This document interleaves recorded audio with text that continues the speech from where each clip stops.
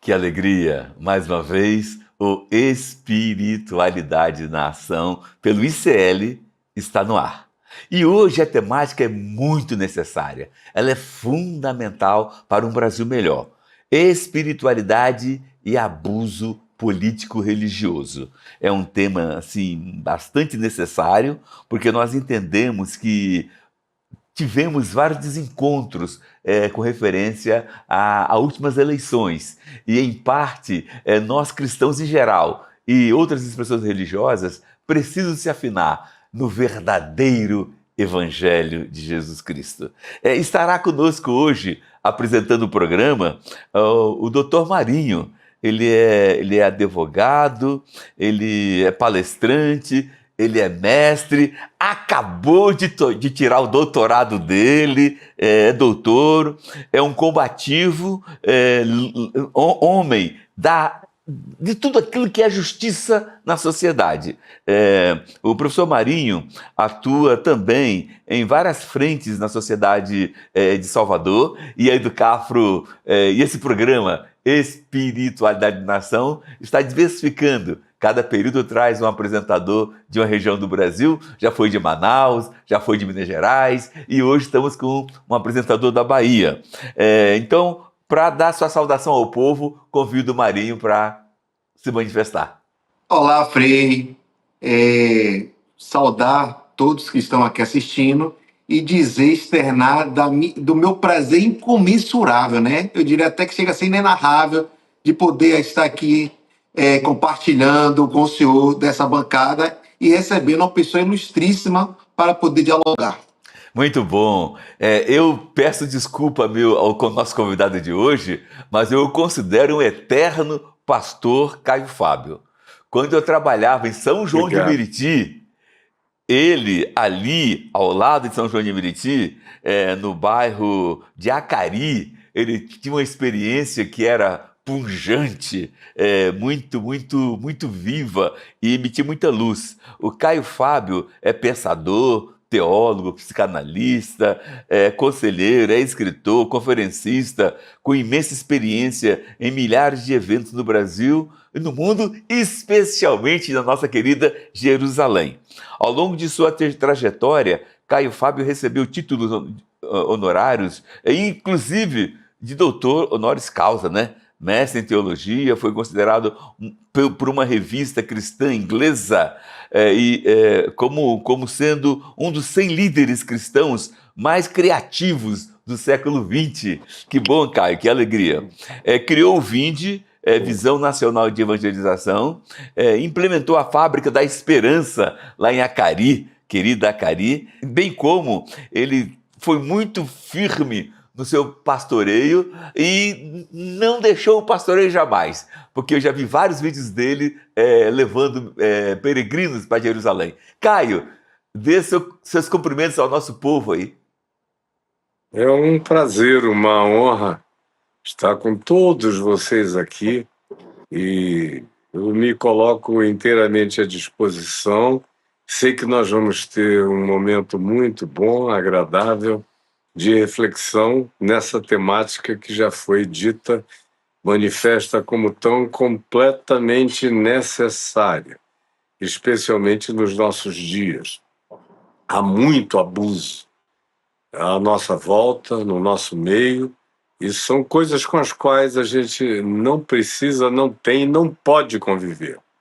Sob hipótese nenhuma, porque não se vem a construir, a erigir nenhuma civilização que seja genuinamente humana e desenvolvida nas bases, nas perspectivas da intolerância, do dogmatismo e de todos os apartheids possíveis que as pessoas, sem perceberem, acabam usando, fragmentando. A polarização, assim chamada, é feita também de milhares de fragmentações, de modo que nós vivemos hoje um tempo extremamente difícil. É por isto que eu creio que essa conversa pode ser muito instrutiva, rica e útil para quem quer que deseje aproveitá-la. É um prazer estar aqui com vocês dois. Podem crer nisto. Que alegria, Caio. O Caio e Marinho, não sei se vocês sabem, mas o nosso querido ICL hoje tem 6 vezes mais audiência do que a TV CNN. Olha só que alegria, né? Bem como em pesquisa nacional, esse trabalho ICL, que é um trabalho bem pujante, tirou o primeiro lugar no Brasil em credibilidade. Em segundo lugar, um pouco distante, foi a TV Globo. Primeiro lugar foi o ICL, em credibilidade. Em segundo lugar, um pouquinho distante, foi a TV Globo. Portanto, estamos trabalhando em um espaço de credibilidade, onde o povo confia muito em nós, todos nós que trabalhamos e discutimos e fazemos reflexão nesse espaço de busca de justiça. Ô Caio, a legislação eleitoral brasileira pune o abuso do poder econômico, o abuso do poder político, e a gente sabe que transita aí no poder econômico e no poder político o poder religioso. Embora o poder religioso não tenha leis que o define, que o desenhe, mas o poder religioso ultimamente tem sido um estrago no reino de Deus aqui no Brasil. Como é que você está vendo isso, Caio? Eu acho que o poder religioso sempre foi um estrago no reino de Deus em qualquer período da história. E não apenas agora aqui no Brasil. Mas eu não vejo qual tenha sido a contribuição do processo religioso nas manifestações de natureza política, a não ser a de cooptar e ser cooptado.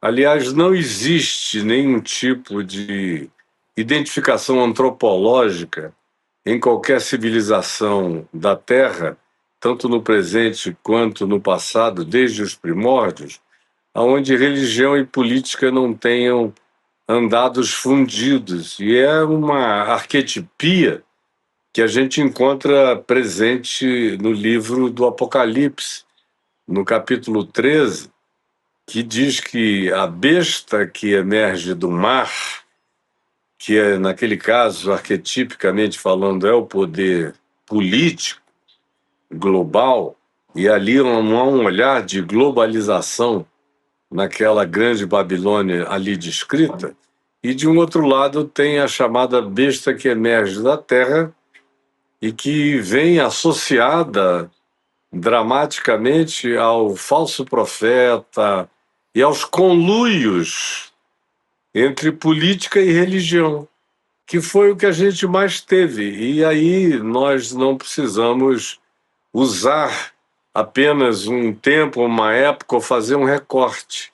Mesmo, por exemplo, na minha terra, entre os povos originários no Brasil, você não tem praticamente, falando, nenhuma tribo originária onde esses dois poderes não estejam presentes. Você tem, de um lado, um cacique, representando o poder político, e você tem um pajé, representando o poder religioso.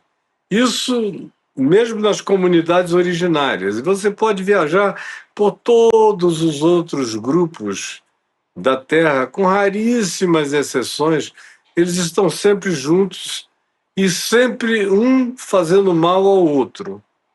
Desde, por exemplo, o quarto século, que o movimento de Jesus deixou de ser evangelho e comunidades do evangelho e igreja do evangelho e passou a ser cristianismo do imperador Constantino.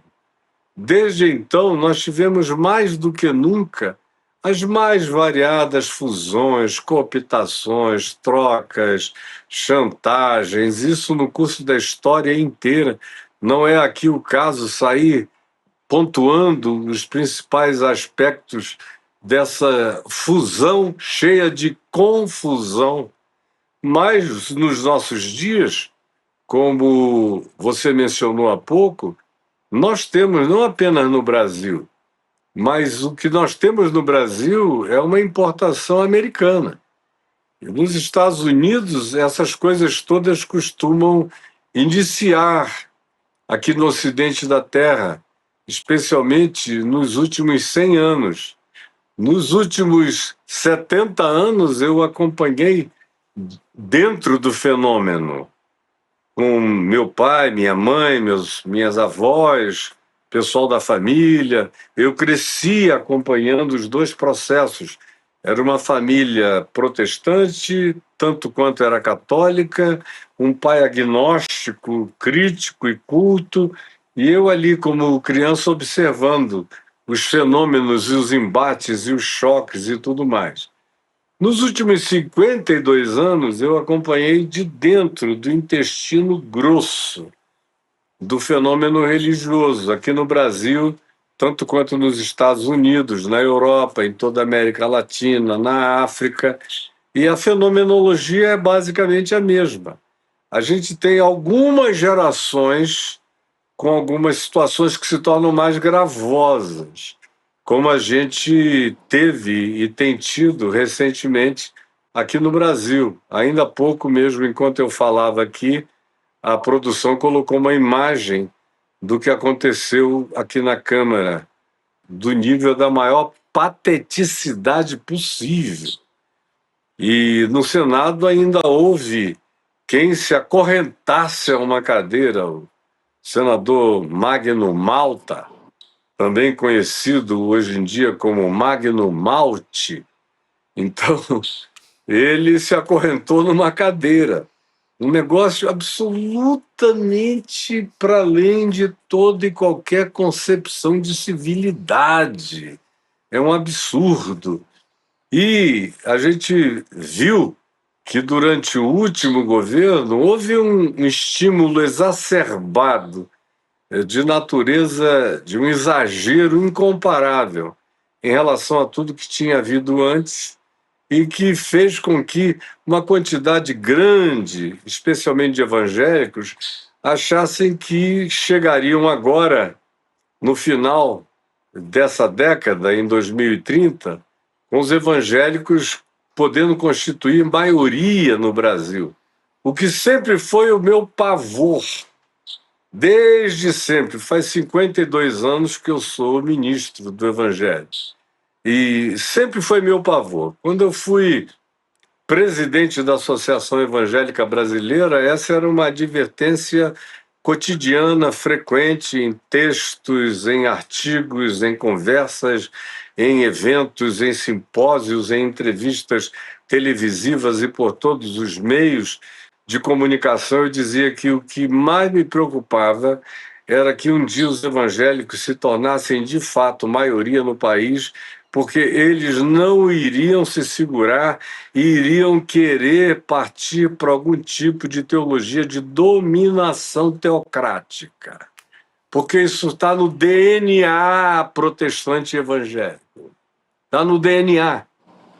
E aí não tem como negar, só uma pessoa que queira entrar no negacionismo total não enxerga isso. E nós tivemos expressões dessa natureza, desejos dessa natureza, e aí veio o censo, que me deu uma alegria muito grande quando eu vi que, em razão dos envolvimentos absurdos de praticamente 95, 96% do grupo evangélico no Brasil com o projeto anterior do Bolsonaro e daqueles que com ele estavam, e foi uma adesão, uma cooptação nojenta que veio acontecer com idolatrias de modo totalmente impensável, a ter a quantidade enorme de pastores dizendo: se alguém aqui não votar no nosso candidato, no nosso Messias, saia da igreja. E se você vai votar, por exemplo, no Lula, já se considere excluído. E havia aqueles que escatologizavam o voto e diziam: se você fizer o L, você está no inferno. Para você ver o nível de loucura, de ignorância, de brutalidade, de estupidez presente. Quando veio o censo, E contra as expectativas deles, embora eu que nunca fiz censo nenhum na vida, mas nunca errei. Nenhum desses censos, antes deles acontecerem, eu sempre tive uma intuição precisa em cada um deles. E dessa vez não falhou. Quando eles disseram, nós chegaremos e seremos maioria e teremos poder em eleições majoritárias, eu disse não, ao contrário. A adesão de vocês ao processo político é tão deslavada e descaradamente venal e algo perverso que não vai haver o crescimento que vocês estão pensando. Tem gente que ainda não perdeu o juízo, nem o bom senso, nem a vergonha e nem a consciência do significado de Jesus. Embora a grande massa não saiba discernir entre a mão direita e a mão esquerda, tem gente que ainda consegue fazer a diferença. E eles são muito maiores em número do que vocês imaginam. É que eles já nem frequentam mais a igreja. Nos últimos 20 anos, esse pessoal foi saindo. Desde que o fenômeno neopentecostal foi crescendo, na realidade, faz uns 35 anos que começou a crescer, mas nos últimos 20 anos ele se alastrou. E com o alastramento dele, essas loucuras indizíveis aconteceram. Então, quem tinha um mínimo de neurônio, ou de sabedoria, ou de bom senso, ou de autoenxergamento e autopercepção, com níveis de cognitividade básicos, não aguentaram e saíram. Eles não deixaram a fé no Evangelho de Jesus, mas não querem mais nada com templos, igrejas, gasofiláceos, dízimos, ofertas, explorações, expoliações, vendas, cooptações e tudo mais que você queira acrescentar de horroroso. Nesta geração, isso começou nos Estados Unidos e eu acompanhei de perto, porque eu conheço essa moçada toda americana. Os que iniciaram o processo e já morreram, conheci todo mundo, dialoguei, bati de frente, fui veementemente forte na presença deles, nunca mandei recado e sobre o mal que eles estavam fazendo ao mundo, numa perspectiva global. Depois, alguns deles foram partindo, mas sempre existem peças perversas de reposição. É fácil pegar a Bíblia e criar uma sistematização que aponte na direção que você queira. Nesse sentido, a Bíblia de capa a capa pode ser a mãe de todas as heresias, loucuras e maluquices e doenças mentais que alguém queira. É só uma questão de montar o quebra-cabeça da insanidade. Como as pessoas não têm conhecimento mesmo e engolem com uma avidez enorme, bebem a largos sorvos uma quantidade absurda de loucuras, então fica fácil criar assim com uma certa rapidez isso. Primeiro começou com a teologia da prosperidade, logo depois eles vieram com a teologia do domínio, que se baseia no Apocalipse, numa coisa que é anti-evangelho, porque no Apocalipse se fala da cidade das 7 colinas, que é Roma. Nos dias de João, ou do João de Patmos, ou do João do Apocalipse, como queiram, ou do João apóstolo, tanto faz. No Apocalipse existe essa afirmação sobre a cidade das 7 colinas, identificada lá com a Babilônia, isto e aquilo, com a Roma dos Césares e dos imperadores e dos molestamentos, dos martírios e das perseguições e dos abusos, como todos nós conhecemos de sobra. Então o Apocalipse está denunciando aquilo ali.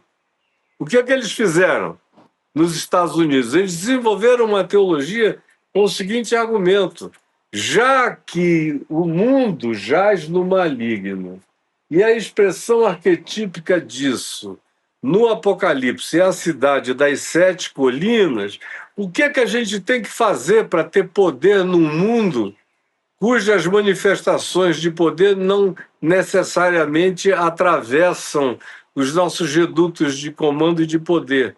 A gente tem que tomar o poder das sete colinas. Aí eles determinaram quais eram as sete colinas.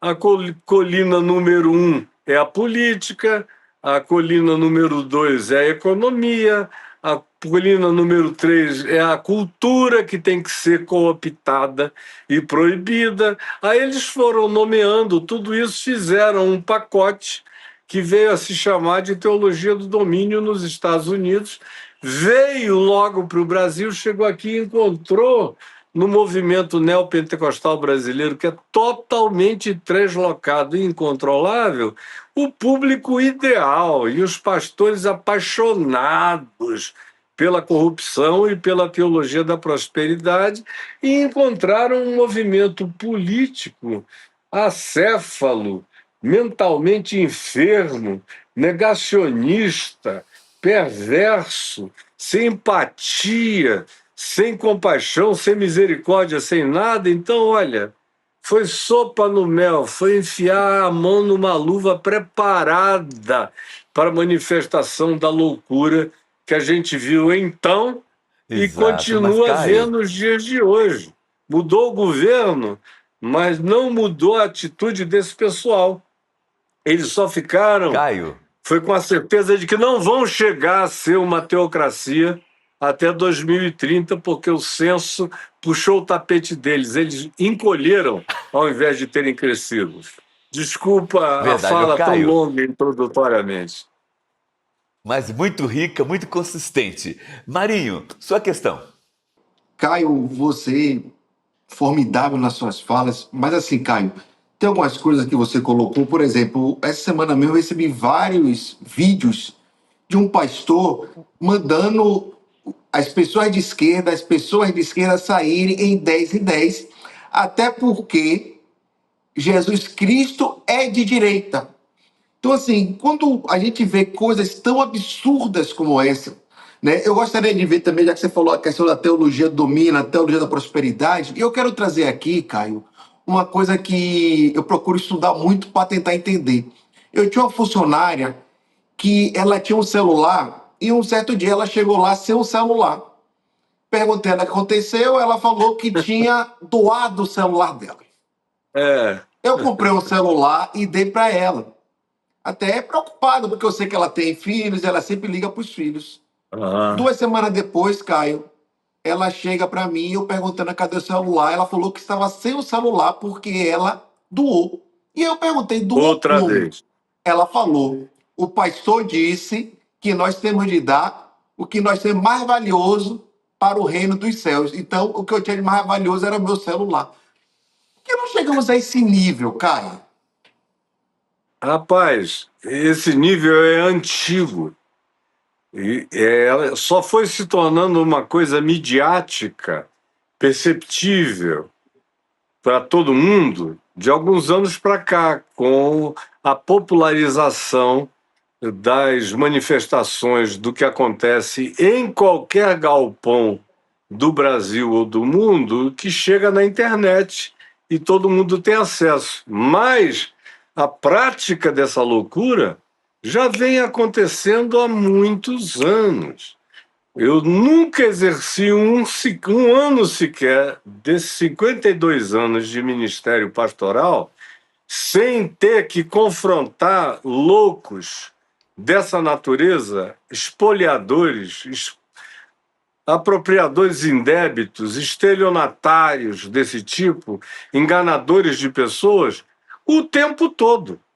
Só que naquele tempo, você só chegava na televisão se você ou tivesse muito dinheiro, ou tivesse bastante o que falar, ou muita gente te respeitasse e dissesse, não, essa pessoa deveria usar a TV aberta ou coisas assim. Mas com o advento da internet e das redes sociais, você pode estar em qualquer biboca, em qualquer lugar, e a loucura particular que você faz ali se universaliza. e se torna algo acessível a todo mundo e vai criando distribuição de loucura, de insanidade. Um monte de gente vai vendo e diz: eu posso fazer também. E é como eles passaram a vida me dizendo, que especialmente quando eu era presidente da Associação Evangélica Brasileira, que reunia cerca de 70% dos evangélicos do país, e eles diziam: Caio, tudo que você prega está certo, mas não dá certo. Não dá certo. O Macedo, uma vez, falou para mim, numa conversa assim, vis-à-vis, cara a cara, nós tivemos algumas conversas fortes e veementes, confrontacionais da minha parte em relação a ele. Ele nunca me confrontou, sempre fui eu confrontando a ele. E aí ele me disse: olha, tudo que você diz está certo. Eu não tenho nada que eu possa Eu vou ter fazer que de cortar. reparo ao que você diz. É evangelho puro que sai da sua boca. Mas eu não quero isso aqui na minha igreja, porque atrapalha a arrecadação de fundos. Se uma pessoa começa a ouvir Jesus e o evangelho e o que Jesus ensinou, ela se torna imediatamente misericordiosa, compassiva, bondosa, generosa, solidária, tolerante. E aí ela vê um pobre, ela pega o dinheiro e socorre o pobre. Ela encontra uma organização para-eclesiástica, ou uma ONG, ou uma organização de ajuda a necessitados, ela vai e, dependendo da proposta, ela põe o dinheiro dela lá. Ou qualquer outra coisa, ou ela passa a ajudar o pai, que está muito velho, não tem mais como se manter, ela dá o dinheiro para o sustento do pai ou da mãe, ou um irmão que esteja desempregado, Caio. ou parentes que estejam em situação difícil. E isto, o Macedo me dizendo, isto eu não quero aqui. Por isso aqui é proibido pregar o evangelho. O nome de Caio. Jesus só entra lá na porta, porque aqui dentro a gente só prega Moisés, a gente só prega Velho Testamento, a gente só prega o que possa suscitar o espírito da troca e da barganha. Jesus não Absurdo. dá Ô, esse Caio, espaço de barganha. infelizmente nosso horário Desculpa. estourou, mas foi só um estourar agradável, porque você falou coisas concretas, focando diretamente na questão. Nosso horário estourou. Eu quero falar para você, Caio, falar para o Marinho, que a gente está participando de um movimento chamado Instituto Conhecimento Liberta. São mais de 350 programas de formação, cursos potentes. E aí, cada pessoa que se associa no Instituto Conhecimento Liberta paga uma taxa de R$ 45, mais ou menos. E se ela quiser, ela paga uma taxa um pouquinho maior, R$ 65, desculpe, R$ 45, R$ 65, mais ou menos isso. E ela, com essa taxa um pouquinho maior, garante uma bolsa para um jovem pobre dos vários movimentos sociais do Brasil, inclusive do Cafro. Olha, nosso horário estourou, mas eu queria antes, se você me permitir, ler um texto bíblico bem pequeno e em seguida Claro. passar para Marinho e depois você fazer uma bênção final para todos nós nesse programa. O texto bíblico, Tá bom. ele é tirado de Mateus. Nem todo aquele que me diz Senhor, Senhor, entrará no reino dos céus, mas sim aquele que faz a vontade do meu Pai que está nos céus. Mateus 7, Amém. capítulo 21, 23. Este é o resumo do que nós conversamos. Eu passo a palavra para o Marinho se despedir e em seguida você faz uma bênção final para nós. Agradecendo esse grande conhecimento, quem sabe teremos uma próxima oportunidade. Muito obrigado, Caio, muito obrigado, Frei, muito obrigado a todos que estão aqui assistindo. Eu apenas te peço, Senhor Jesus, que de tudo que dissemos, de tudo que falamos, de tudo que trouxemos, alguma luz, alguma lucidez, algum entendimento, alguma compreensão, alguma graça de tolerância, de amor, de compaixão, de misericórdia, de inclusividade tenha atingido mente e coração de muitas pessoas que tenham estado aqui conosco e tantas quantas venham a nos assistir em gravações posteriores. Que a tua mão abra o nosso entendimento para que a gente seja salvo dessas situações de clausura mental que destroem a nossa compreensão e que arruinam o que pode salvar a nossa civilização, que é a prática de amor, de graça, de ética, de convívio e de compaixão e misericórdia justa uns para com os outros. É o que eu te peço, Senhor Deus e Pai, em nome de Jesus. Amém. Amém. Obrigado, Amém. gente, Tchau, tchau. pelo carinho, pelo acolhimento. Um beijo para todo mundo, muita paz. Deus nos abençoe. Achei. Javier Milei está promovendo um milagre econômico na Argentina. Verdade ou fake news? Se for fake news, tem potencial para ser a maior fake news do planeta, porque Javier Milei está sendo usado como exemplo para vários países que querem impor as mesmas medidas para as suas populações. A gente foi lá investigar e produziu um dos documentários mais necessários dos últimos tempos. Vai para a Argentina, carajo! Uma alusão à frase que Javier Milei sempre repete. E no dia 9 de outubro, uma quinta-feira às 8 horas da noite, a gente vai estar junto para descobrir a verdade sobre a Argentina.